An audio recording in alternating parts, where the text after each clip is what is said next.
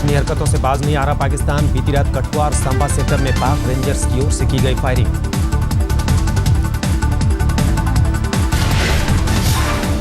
BSF ने पाक rangers को मुंहतोड़ जवाब दिया। जवाबी फायरिंग में अब तक 5 रेंजर्स को मार गिराया गया।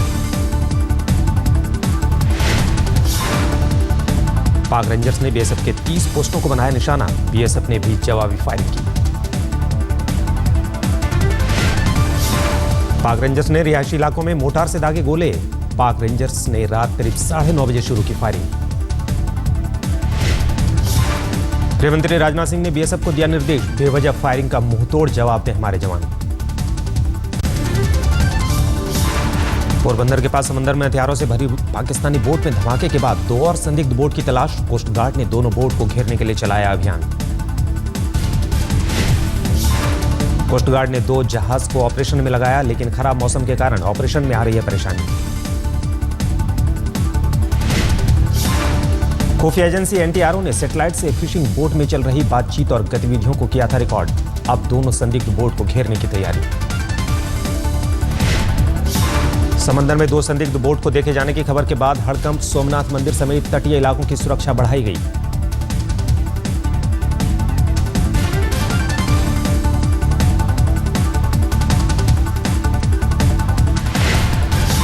गिर सोमनाथ जिला की कोस्टल विस्तार में सुरक्षा व्यवस्था बढ़ाई गई है और कोस्टल चेक पोस्ट सोमनाथ सुरक्षा मंदिर में सिक्योरिटी गार्ड, पुलिस, एसआरपी द्वारा पूर्ति पेट्रोलिंग रखी है।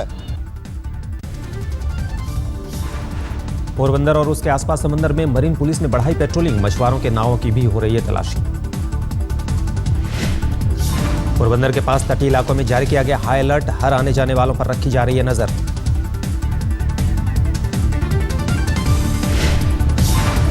गुजरात के गृह राज्य मंत्री रजनीकांत पटेल ने कहा, तटीय इलाकों में सुरक्षा बढ़ाने के दिए गए हैं निर्देश। पूरे कोस्टल एरिया हो या फिर और कोई एरिया हो, पुलिस बहुत मेहनत करके ये पूरे कार्यक्रम को सफलता मिले, इसके लिए प्रयत्नशील है। प्रधानमंत्री नरेंद्र मोदी का पोरबंदर दौरा रद्द। 12 जनवरी को नौसेना के कार्यक्रम में हिस्सा लेने जाने वाले थे। सूत्रों के मुताबिक साजिश के पीछे आतंकी संगठन लश्कर का हाथ होने का अंदेशा।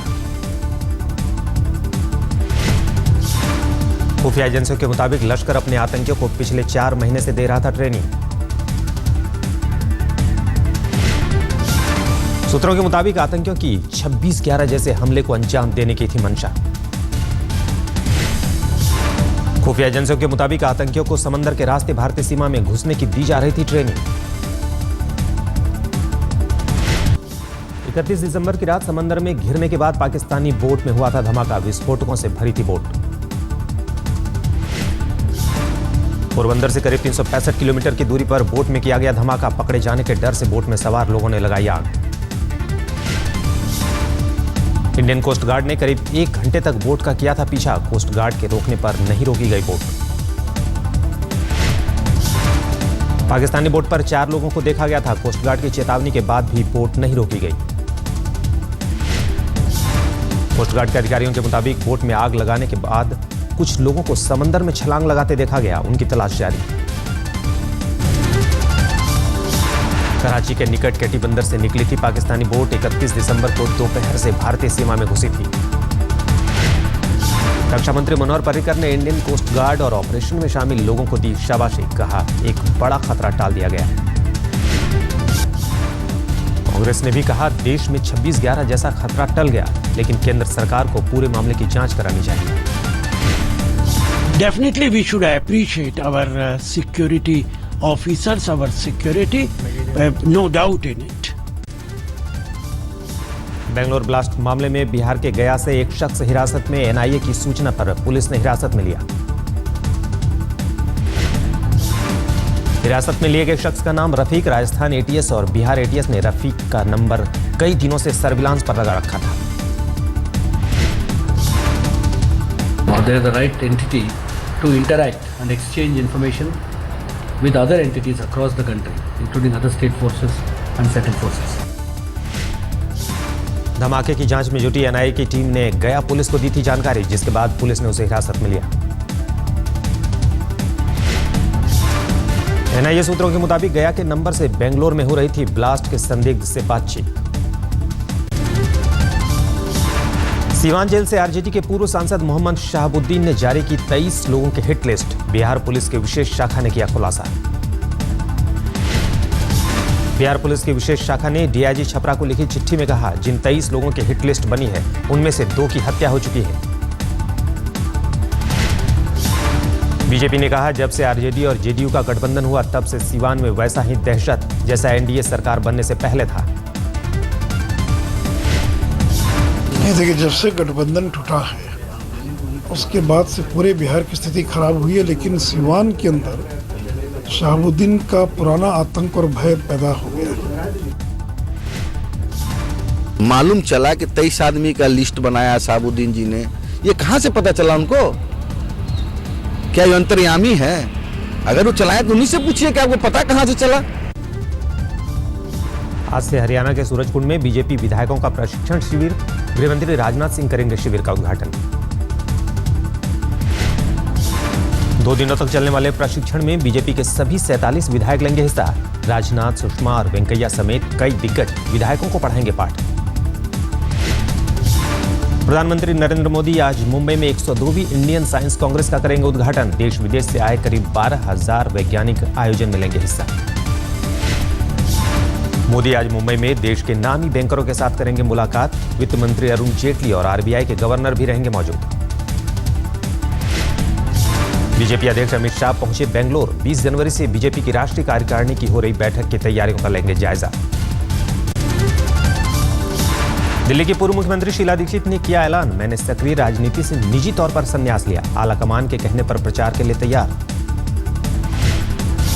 मेरे से जब भी पूछा गया तो मैंने कहा भाई आप लोग तय कर लीजिए क्या किसको करना है। मैं नहीं हूँ और ना ही मेरा कोई परिवार का है। शीला दीक्षित ने कहा, नई दिल्ली अजय माकन का लोकसभा क्षेत्र रहा है, वो कांग्रेस के लिए बेहतर उम्मीदवार हो सकते हैं। अजय माकन बेहतर कैंडिडेट होंगे क्या? नई दिल्ली से सांसद भी रहे हैं। नेचुरली उनका एक उनकी ही कंस्टिट्यूएंसी रही है एमएलए की, तो naturally it will be very good. Delhi चुनाव के लिए आम आदमी पार्टी के उम्मीदवारों की आखिरी लिस्ट जारी। शुक्रवार को बाकी बची 8 सीटों के लिए भी उम्मीदवार घोषित। बीजेपी अध्यक्ष अमित शाह ने कहा, जम्मू कश्मीर में किसके साथ गठबंधन करेंगे इस पर अभी फैसला नहीं। पीडीपी और नेशनल कॉन्फ्रेंस दोनों से बातचीत जारी। उमर अब्दुल्ला ने ट्विटर पर लिखा, ना ही मैं ना ही मेरे पिता बीजेपी के साथ गठबंधन को लेकर कोई चर्चा कर रहे हैं।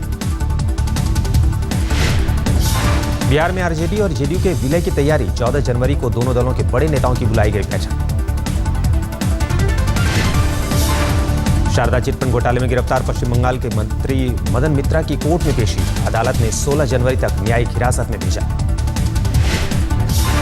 कोर्ट में सुनवाई के दौरान मदन मित्रा ने खुद को बताया बेकसूर। कहा, अगर आरोप सही साबित हो तो फांसी दें। अमित शाह ने कहा, जिस तरह फिल्म पीके सही है उसी तरह लोगों का विरोध करना भी उनका अधिकार है। हर व्यक्ति को अपने विचार व्यक्त करने का स्वतंत्रता है। पीके का जो विरोध कर रहे हैं उनको भी अपने विचार व्यक्त करने का स्वतंत्रता है।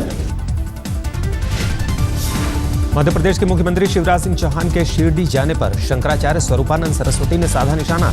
पूछा, उन्हें क्या लाभ मिला? शिवराज सिंह को हम लोग बहुत प्यार से देखते हैं। वो साईं के यहाँ जाकर क्या लाभ स्वयं उठाएंगे। दिल्ली के बुराड़ी में शादी का झांसा देकर 35 साल की महिला से रेप। थाने में केस दर्ज, लेकिन आरोपी फरार। पीड़ित का आरोप, द्वारका में रहने वाले 50 साल के सीताराम ने कॉफी में नशीला पदार्थ पिलाकर बेहोशी की हालत में किया रेप। मेरठ के एक गांव की पंचायत में गैंगरेप की शिकार एक युवती की अस्मत की लगाई कीमत। 40,000 रुपए लेकर आरोपियों से समझौता करने का डाला दबाव। पीड़ित परिवार ने पंचायत का फरमान मानने से किया इनकार। पंचायत की धमकी के बाद भी थाने में केस दर्ज कराई। पीड़ित युवती के साथ गांव के 4 दबंगों ने किया गैंगरेप। मामला दर्ज होने के बाद भी अब तक आरोपियों की गिरफ्तारी नहीं। अयोध्या में महंगे शौक पूरे करने के लिए 10वीं के 3 छात्रों ने 11 साल के बच्चे से की दरिंदगी, अगवा कर ब्लेड से काटा गुप्तांग, शरीर पर कई जगह कैंची से वार। 5वीं में पढ़ने वाले हर्ष के घर वालों से छात्रों ने मांगी थी 5 लाख की फिरौती, घायल मासूम का अस्पताल में चल रहा है इलाज। यूपी के मुरादाबाद में कपड़ों के एक शोरूम में लगी भीषण आग, कई घंटे की मशक्कत के बाद आग पर काबू पाया गया। आग में करीब 80 लाख का माल जलकर स्वाहा। लोगों का आरोप, सूचना देने के 1 घंटे बाद पहुंची दमकल की गाड़ियां। झांसी में एक घर में डाका डालने गए बदमाशों से वहां के मुखिया ने डटकर किया मुकाबला, अपनी लाइसेंसी बंदूक से एक बदमाश को मार गिराया। शुक्रवार को नोएडा सेक्टर 15 मेट्रो स्टेशन पर चेकिंग के दौरान एक शख्स को हिरासत में लिया गया। तलाशी के दौरान मिले जिंदा कारतूस और चाकू। हिरासत में लिए गए युवक का नाम पंकज, खुद को इंडियन ऑयल का कर्मचारी बताया। सीआईएसएफ ने नोएडा पुलिस को सौंपा। मध्य प्रदेश में चलती ट्रेन में लूटपाट करने वाले गिरोह का पर्दाफाश, भोपाल पुलिस ने 7 लोगों को कहा गिरफ्तार। गिरफ्तार लोगों में एक रेलवे कर्मचारी के साथ रेलवे का 2 पूर्व कर्मचारी भी शामिल। 1.5 महीने पहले लूट का विरोध करने पर एक महिला को इसी गैंग ने चलती ट्रेन से फेंका था।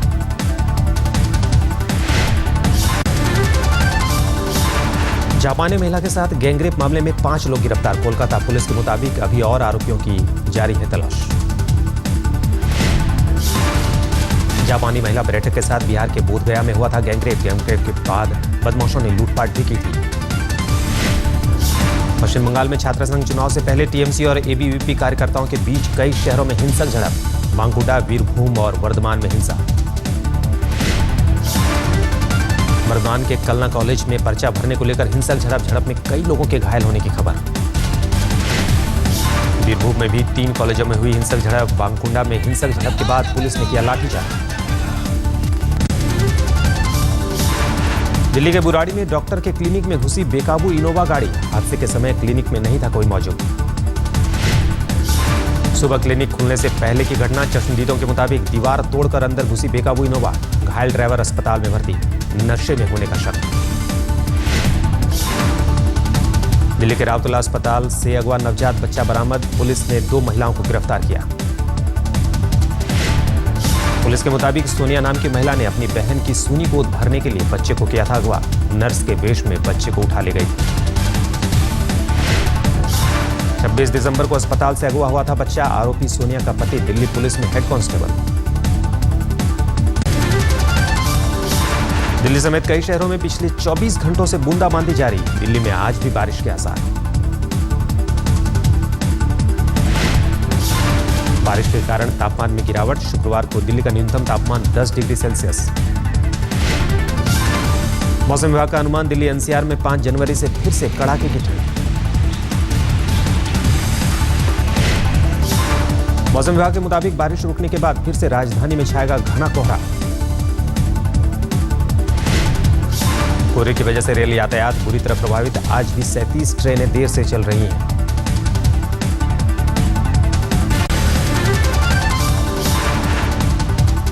सिडनी टेस्ट तक धोनी को रहना पड़ेगा टीम के साथ। रिद्धिमान साहा के फिट नहीं होने पर अपना संन्यास वापस लेना पड़ सकता है। ऑस्ट्रेलिया दौरे पर वैकल्पिक विकेटकीपर के तौर पर टीम के साथ गए रिद्धिमान साहा चोटिल। मेलबर्न में संन्यास के बाद धोनी उनके स्टैंड बाय। 6 जनवरी से सिडनी में सीरीज का चौथा और आखिरी टेस्ट। 2 टेस्ट जीतकर ऑस्ट्रेलिया पहले ही सीरीज कर चुका है कब्जा। 6 जनवरी को वर्ल्ड कप 2015 के लिए टीम इंडिया का होगा ऐलान। धोनी वीडियो कॉन्फ्रेंसिंग के जरिए सिडनी से मौजूद रहेंगे।